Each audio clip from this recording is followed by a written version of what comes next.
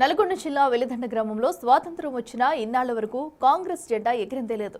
కమ్యూనిస్టుల కంచుకోట అయిన ఈ గ్రామంలో ఇన్నాళ్లకు కాంగ్రెస్ జెండా ఎగిరింది.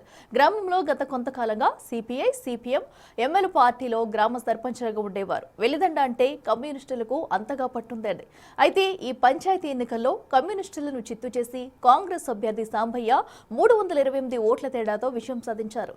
గత సర్పంచ్లు సరిగా పని చేయకపోవడం వల్లే తామిక్కడ కాంగ్రెస్ అభ్యర్థిని గెలిపించినట్టు చెబుతున్నారు ఇక్కడ వారు.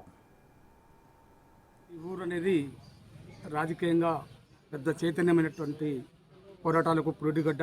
ఈ ఊరు 77 సంవత్సరాల స్వాతంత్ర చరిత్రలో ఎన్నడూ ఎగరని 3 రంగుల జెండా ఇక్కడ అందరి సహకారంతో ఎగిరివేయడం జరిగింది.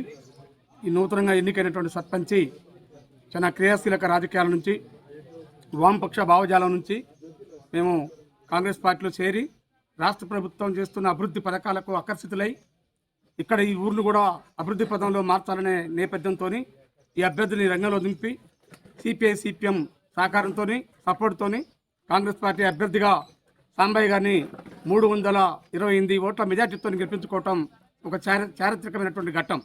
వెలిదండ చరిత్రలో నూతన మైల్ రాయి. కాబట్టి రాజకీయాలకు అతీతంగా ప్రజలందరి అభివృద్ధి ధ్యేయంగా ఈ ఊరిని అభివృద్ధి పదంలో తీసుకుపోతామని గడ్డాపదంగా